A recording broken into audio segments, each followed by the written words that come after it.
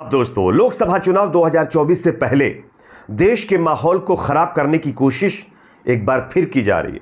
दरअसल खबर छत्तीसगढ़ से सामने आ रही है, जहां पर नारायणपुर एक जिला आता है।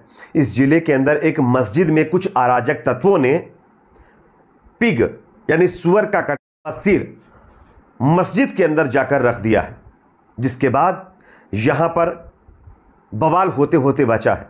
किस तरीके से ये पूरी खबर आगे आपको देंगे, साथ ही साथ तीन और बड़ी खबरें आपके सामने रखेंगे।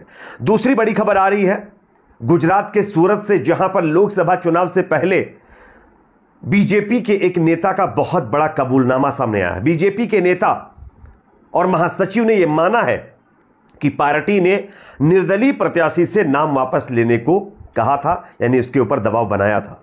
किस तरीके से यह खुलेआम चुनाव आयोग के नाक के नीचे चीजें चल रही हैं, इसकी भी जानकारी देंगे। तीसरी बड़ी खबर, प्रधानमंत्री मोदी जी के मुसलमानों को लेकर दिए बयान पर अब बवाल खड़ा हो गया है। यहां पर जो है मुफ्ती ऑफ इंडिया एक संस्था है, उसकी तरफ से पीएम मोदी के बयान पर आपत्ति जताते हुए बड़ा बयान दिया गया है।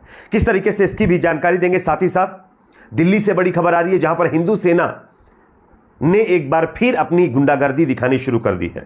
इस पर भी कुछ अपडेट्स हैं जो आपके सामने रखेंगे। उससे पहले एक छोटी सी रिक्वेस्ट आपसे है दोस्तों, इस वीडियो को ज़्यादा से ज़्यादा लाइक करिए। आपका एक एक लाइक हमारी मेहनत का फल होता है। चैनल पर नए तो सब्सक्राइब जरूर कर लीजिए। आप सब जानते होंगे कि लोकसभा चुनाव 2024 के दूसरे चरण की वोटिंग है, और वोटिंग से पहले ही यहां पर माहौल खराब करने की कोशिश तेज हो चुकी है।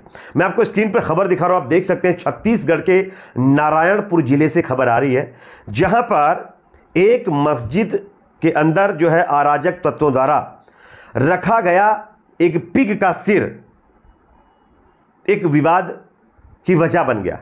बताया जा रहा है कि कुछ अराजक तत्वों के द्वारा एक पिग का सिर जो है काट के मस्जिद के अंदर रख दिया गया है, और उसके बाद जब मस्जिद के यानी कि मानने वाले लोग हैं जब वहां पर पहुंचे, तो यहां पर बताया जा रहा है कि काफ़ी हंगामा खड़ा हो गया है और माहौल ख़राब करने की यहां पर कोशिश की गई है।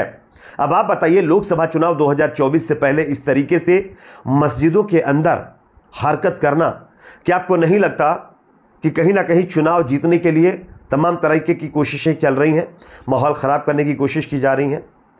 ये खबर आपके सामने है। खैर, देखना होगा कि ये अराजक तत्व थे कौन और किस तरीके से, किसके कहने पर इन्होंने मस्जिद के अंदर जाकर के पिग के हेड को रखा है। खैर, पुलिस इन्वेस्टिगेशन कर रही है। अगली बड़ी खबर दोस्तों यहां पर सामने आ रही है गुजरात के सूरत से, जहां पर बीजेपी की एक बार फिर पोल खुल गई है।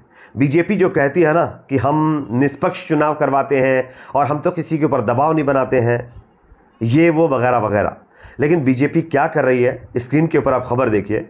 इससे पहले आप लोगों ने देखा होगा, मैंने भी एक वीडियो दिखाया था कि एक प्रत्याशी ने एक वीडियो रिलीज़ किया था, जिसमें उसने रो रो कर ये कहा था कि बीजेपी के जो नेता हैं, खास करके गृहमंत्री अमित शाह जी के ऊपर आरोप लगाया था कि वो जो नेता हैं वो हमारे ऊपर प्रेशर बना रहे हैं कि हम नामांकन वापस ले लें।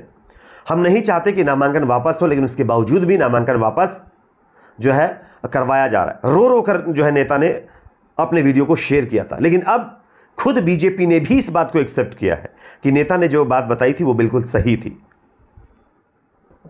आप इस खबर को देख सकते हैं। भाजपा के जो महासचिव हैं सूरत के, उन्होंने ये माना है कि पार्टी ने निर्दलीय प्रत्याशियों से नाम वापस लेने को कहा था। अब आप बताइए, मतलब चुनाव लड़ने का तो अधिकार सबको है, सबको राइट है ना कि वो अपने चुनाव लड़ सकता है, लेकिन यहाँ पर आप देख सकते हैं ज़बरदस्ती जो मतलब जो है दूसरे प्रत्याशी हैं उन पर प्रेशर बनाया जा रहा है कि वो किसी भी तरीके से अपने नामांकन को वापस ले ले, ताकि बीजेपी का कैंडिडेट यहाँ पर चुनाव जीत सके। इसी तरीके से आपको पता होगा, गुजरात की एक लोकसभा सीट है जहाँ पर बीजेपी का कैंडिडेट निर्विरोध जीत भी गया है। कांग्रेस पार्टी के नेता के पर्चे को भी नहीं भरने दिया गया। तो इस तरीके की चीज़ें खुलेआम की जा रही हैं। चुनाव आयोग से जवाब मांगने की कोशिश की जा रही, चुनाव आयोग जवाब नहीं दे रहा है। तो कहीं ना कहीं इससे ये साफ संकेत मिल रहे हैं कि किस तरीके के चुनाव देश के अंदर करवाने की कोशिशें की जा रही हैं। खैर, अगली बड़ी खबर यहां पर दोस्तों जो सामने आ रही है वो देश के प्रधानमंत्री नरेंद्र मोदी जी के बयान को लेकर के। आप सब जानते होंगे प्रधानमंत्री मोदी जी ने अभी हाल ही में एक बयान मुसलमानों को लेकर दिया। उन्होंने कहा कि जो कांग्रेस पार्टी है उसका जो मैनिफेस्टो है उसमें ये वादा किया गया है कि अगर उनकी सरकार बनती है तो कांग्रेस पार्टी जो है मुसलमानों को इस देश की जो प्रॉपर्टी है उस पर सबसे पहला हक देगा। हालांकि ऐसा कुछ था नहीं। पीएम मोदी जी के द्वारा किया गया ये जो एक तरीके से दावा है पूरी तरीके से झूठा था, लेकिन इसके बावजूद भी व्हाट्सएप यूनिवर्सिटी के जरिए ये तमाम चीज़ें लोगों में सर्कुलेट की गई। लेकिन यहाँ पर अब मोदी जी के मुसलमानों को लेकर दिए बयान पर कुछ तंजीमों ने आपत्ति जताई है। किस तरीके से स्क्रीन पर आप देख सकते हैं। पीएम मोदी के भाषण पर बोले ग्रैंड मुफ्ती ऑफ इंडिया शेख अबू बकर, कहा भारत के मुस्लिम अल्पसंख्यकों को नफरत की राजनीति में घसीटना बहुत गलत कदम है। यानी कि प्रधानमंत्री मोदी जी का मुसलमानों के ऊपर दिया हुआ बयान उनके लिए मुसीबत बनता हुआ नजर आ रहा है। जो लोग पहले मोदी जी के सपोर्ट में भी थे, वो बीजेपी के थे, वो भी अब कहीं ना कहीं बीजेपी के खिलाफ हो रहे हैं। और ये एक और मामला राजस्थान के अंदर देखने को मिला है, जहां पर एक बीजेपी के बड़े नेता ने पार्टी छोड़ दी है प्रधानमंत्री मोदी जी के बयान आने के बाद।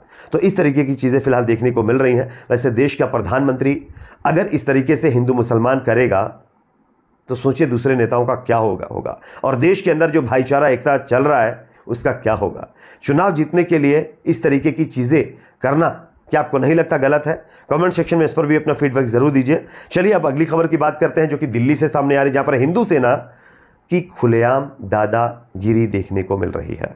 आपको मैं स्क्रीन पर खबर दिखा रहा हूं, आप देख सकते हैं। हिंदू सेना ने अकबर रोड पर कांग्रेस के खिलाफ आपत्तिजनक बैनर लगाए हैं। मैं आपको दिखा भी रहा हूं, आप बैनर भी देख सकते हैं। अकबर रोड लिखा हुआ है और उसके नीचे बैनर लगाया गया है। बैनर में क्या लिखा गया है? कांग्रेस के पूर्व प्रधानमंत्री कहते थे देश के संसदानों पर पहला हक मुसलमानों का है। प्रधानमंत्री नरेंद्र मोदी जी कहते हैं कि सबका साथ सबका विकास व हिंदू विरोधियों का विनाश। कांग्रेस भगाओ हिंदू, हिंदुस्तान को बचाओ। यानी कि खुलेआम धर्म का एक तरीके से चस्का लोगों के अंदर डाल करके चुनाव जीतने की कोशिशें की जा रही हैं। और ये हिंदू सेना के लोग जो इस तरीके की आपत्तिजनक और मतलब जो है एक गलत तरीके की हरकत करने की कोशिश कर रहे हैं, वो सपोर्ट किसका कर रहे हैं? बीजेपी का सपोर्ट खुलेआम कर रहे हैं। लेकिन चुनाव आयोग इन तमाम मुद्दों पर खामोश बैठा हुआ है। चुनाव आयोग ये सब कुछ देख रहा है कि उसकी नाक के नीचे तमाम चीजें हो रही हैं, उसके बावजूद भी बोलने से बच रहा है। क्या आपको लगता है कि इस तरीके के चुनाव आयोग के रवैये से निष्पक्ष चुनाव करवाना पॉसिबल हो सकता है? क्या जिस तरीके से चुनाव आयोग ने अभी फिलहाल अपनी कार्यशैली बना रखी है, इस तरीके की कार्यशैली पर आपको चुनाव आयोग के ऊपर भरोसा बना रह पाएगा? कमेंट सेक्शन में इस पर भी अपना फीडबैक जरूर दीजिए। इस वीडियो को ज़्यादा से ज़्यादा लाइक करिए, शेयर करिए, चैनल पर नए तो सब्सक्राइब जरूर कर लीजिए। आज के लिए इतना ही, मिलते हैं कुछ और खबरों के साथ।